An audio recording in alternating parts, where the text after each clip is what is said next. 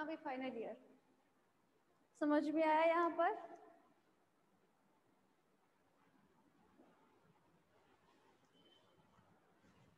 हम कहाँ थे? हम थे स्टॉकिंग टैंक पर अपने, ठीक है। स्टॉकिंग टैंक मीन यहाँ पर हमने क्या किया था, अपने रियरिंग टैंक से अपनी जो फिशेस थी उन्हें हमने ट्रांसफर किया था स्टॉकिंग टैंक में। स्टॉकिंग टैंक में हमने जब इनको ट्रांसफर किया तो कुछ टाइम बाद हमने देखा कि इनके साइज में कितने वो हो रहे हैं, वेरिएशन हो रहे हैं।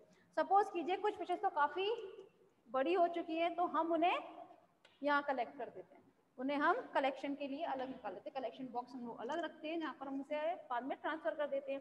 लेकिन इनमें से कुछ छोटी फिशेज होती हैं जिनका साइज बहुत कम होता है, भी उन्होंने पूरा फुल साइज नहीं लिया होता है, तो उन्हें हम स्टॉकिंग टैंक में ही उनका रियर करते हैं। रियर में उनकी देखभाल जो है हम उनको रियरिंग यही करेंगे स्टॉकिंग टैंक में, उन्हें हम खाने के लिए भी यही देंगे, उन्हें जिस चीज़ की जरूरत होती है उन्हें हम यहीं पर उनको फुलफिल करते हैं, ठीक है।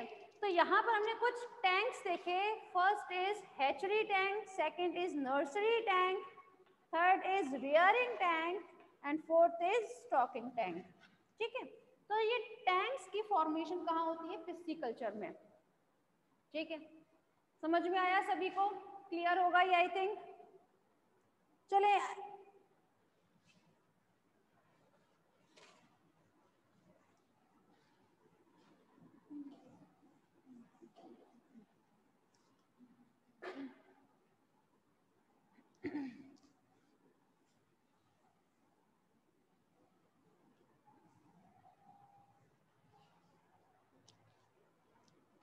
नेक्स्ट है कि अगर हम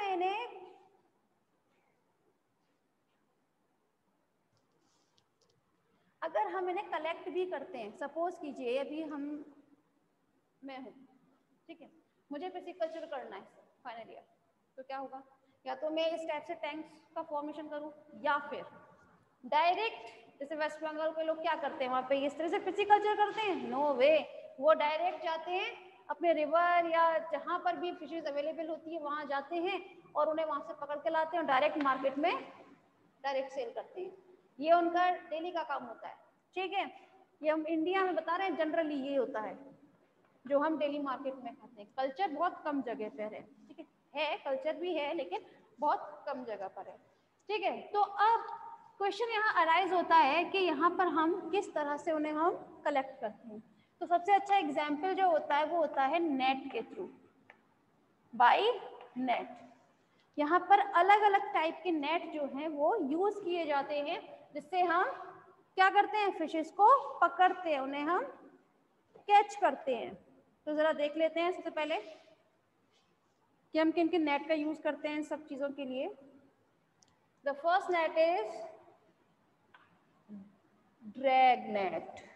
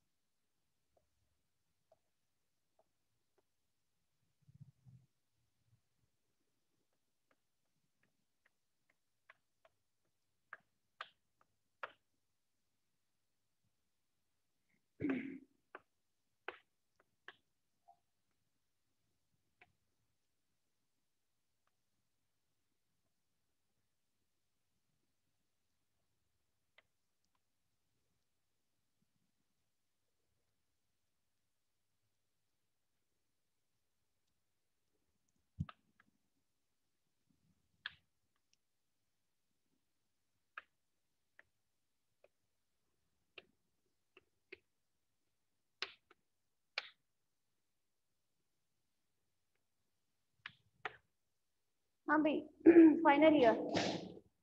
यहाँ पर ये 2 टाइप्स के नेट यहाँ ड्रॉ किए हैं। The first is drag net and second is dip net. ठीक है, ये ड्रैग नेट जो होता है इसमें आप देख सकते हैं यहाँ सिंकर बनाए हुए हैं और आपके फ्लोट रहते हैं। किस तरह का यूज करते हैं, ये ड्रैग नेट को हम कहीं भी, चाहे तो रिवर चाहे लेक, वहां जाके हम इन्हें हल्का सा तिरछा लगाते हैं।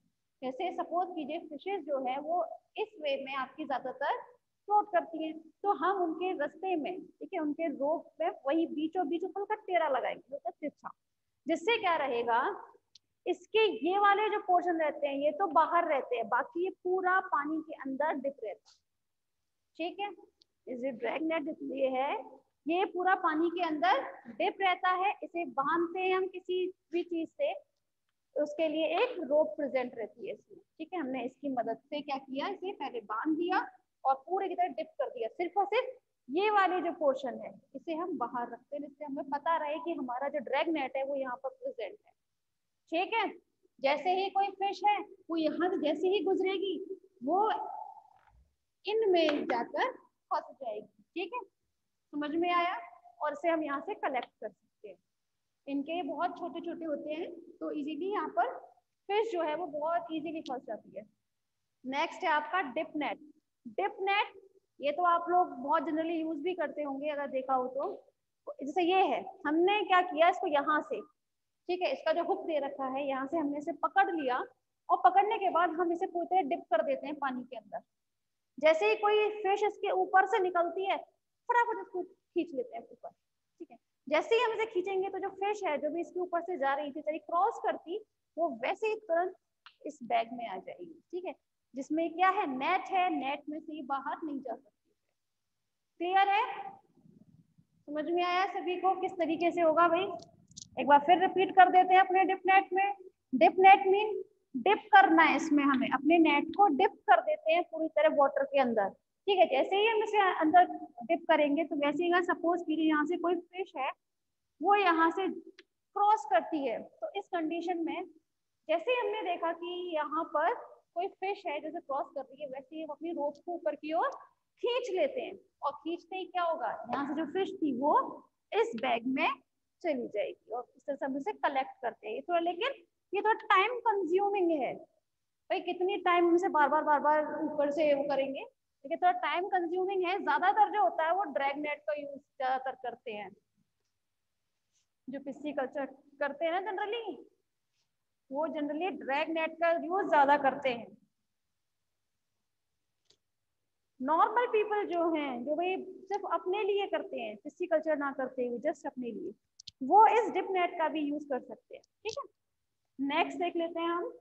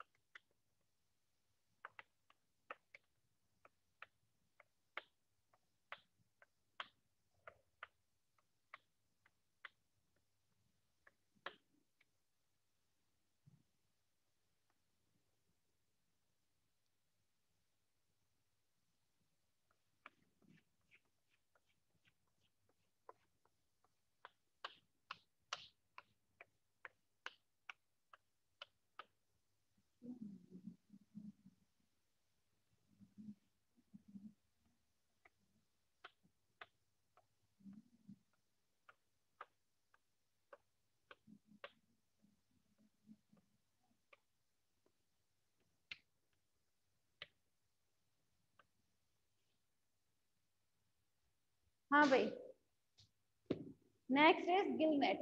गिल नेट में भी सेम ड्रैग नेट की तरह रहता है। इसमें भी क्या करते हैं जनरली, इसे भी हम वाटर, अंडर वाटर इसे रखते हैं, ये फ्लोटिंग के ऊपर की तरफ रहते हैं। जनरली यहाँ वाटर आप देख सकते हैं, यहाँ ड्रॉ किया हुआ है। जैसे ही कोई फिश इनके ऊपर से क्रॉस करती है, ठीक है, तो ये फ्लोटिंग अवस्था में रहते हैं, फ्लोटिंग स्टेट में रहते हैं। ठीक है, फ्लोट की वजह से आपकी फिशेज जो है वो इनमें जाके फंस जाती है और इजीली वो जब खुद को छुपाने की कोशिश करती है ना तो वो यहाँ छूटती तो नहीं है, बचती तो नहीं है, लेकिन जनरली वो यहाँ इस नेट में फंस जाती है। ठीक है, हम आफ्टर 1 डे या 2 डेज के बाद हम जाते हैं तो क्या करते हैं, इसको हम बाहर निकाल लेते हैं, यहाँ पे आई हुई जितनी भी फिशेज होती है उन्हें हम बाहर कलेक्ट कर लेते हैं। ठीक है, उसके बाद फिर से हम इसको यही काम करते हैं, इसको फिर से हम पानी के अंदर रख देते हैं। ठीक है, तो इस तरह से हम कई सारी फिशेज को रियर कर सकते हैं, कलेक्ट कर सकते हैं क्लास।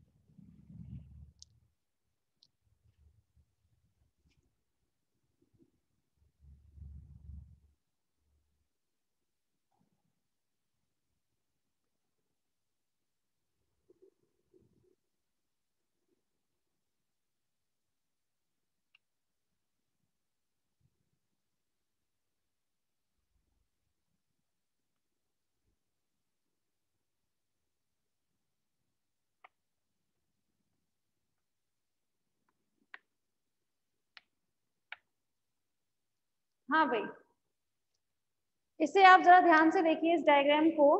यहाँ पर जो नेट है ना उसे हम बोलते हैं कास्ट नेट।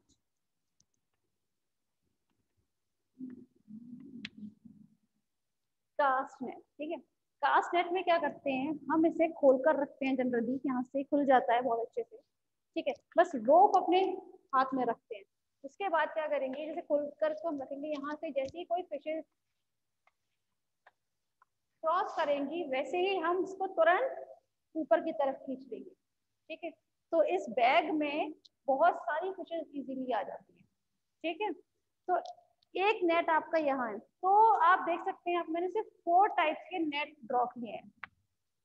होते कई टाइप्स के हैं लेकिन 4 टाइप्स के बहुत है आपके लिए, जनरली इतने समझ लीजिए वही बहुत है। ठीक है, नेक्स्ट टॉपिक है preservation of fishes.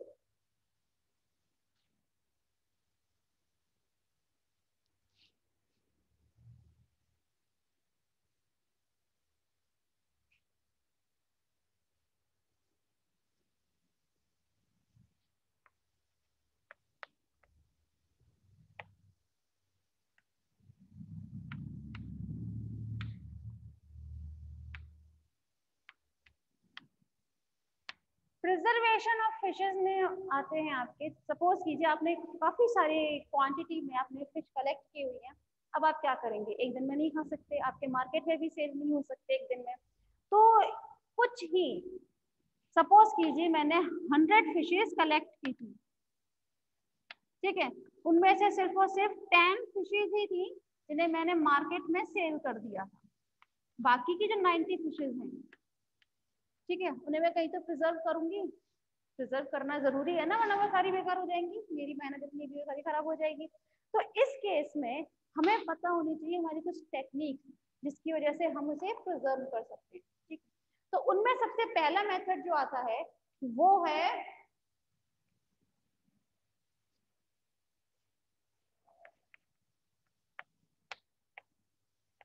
Deep freezing.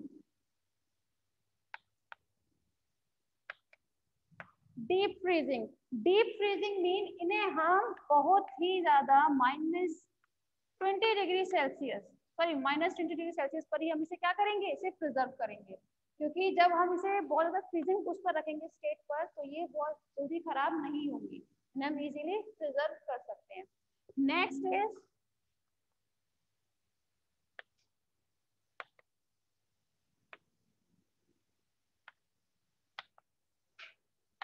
Drawing freezing, drawing freezing mean इन्हें हम 0 डिग्री सेल्सियस पर रखेंगे और उन्हें हम सुखाएंगे, उसी में रखा रहने देंगे, फ्रीजर में से हम इजीली रख सकते हैं, ठीक है। मतलब 0 डिग्री सेल्सियस पर हम इन्हें क्या करेंगे, इन्हें हम वैक्यूम में रखकर इन्हें हम सुखाएंगे, ड्राई करेंगे अपनी फिशेस को, ठीक है। इसीलिए हम इसे नाम क्या देते हैं इस टेक्निक को, drying freezing. Next is sun curing. In this technique हम लोग क्या करते हैं कि जितनी हमारे पास फिशेस होती हैं उन्हें हम कट लगाकर उनकी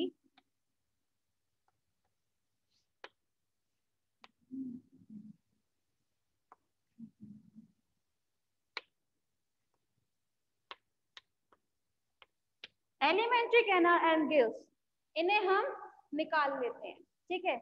इन्हें हम एलिमेंट्री कैनाल्स और गिल्स को इन्हें हम बाहर निकाल लेते हैं और इनमें हम कॉमन सॉल्ट लगा देते हैं, ठीक है। नॉर्मल जो नमक होता है उसे हम लगा कर रख देते हैं। मतलब इन्हें हमने कोई फिश ली, उसको कट किया, खोलने के बाद एलिमेंट्री कैनाल निकाली, उसकी साइड से गिल्स भी निकाल दी, उसके बाद उसमें हम नमक भर के उसको इजीली प्रिजर्व कर सकते हैं, ठीक है। नेक्स्ट इज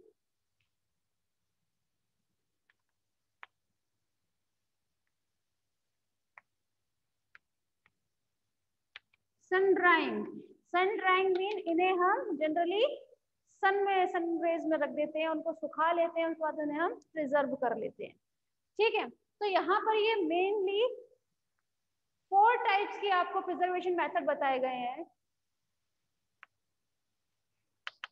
जिनसे हम इजीली क्या कर सकते हैं, अपने फिशेस को सिक्योर कर सकते हैं, ठीक है। सिक्योर करने के बाद यहाँ पर प्रोसेस आती है कैनिंग। भाई कैनिंग की प्रोसेस भी तो होती है जहां पर हम क्या करेंगे, अपने फिशेस को कैन में हम उसको इजी, चाहे तो उनका मीट हो, अदरवाइज हम नॉर्मल छोटी फिशेस होती है उन्हें भी हम इजीली कैनिंग कर सकते हैं, ठीक है। तो यहाँ पर आपका टॉपिक क्लियर होता है पिस्सीकल्चर।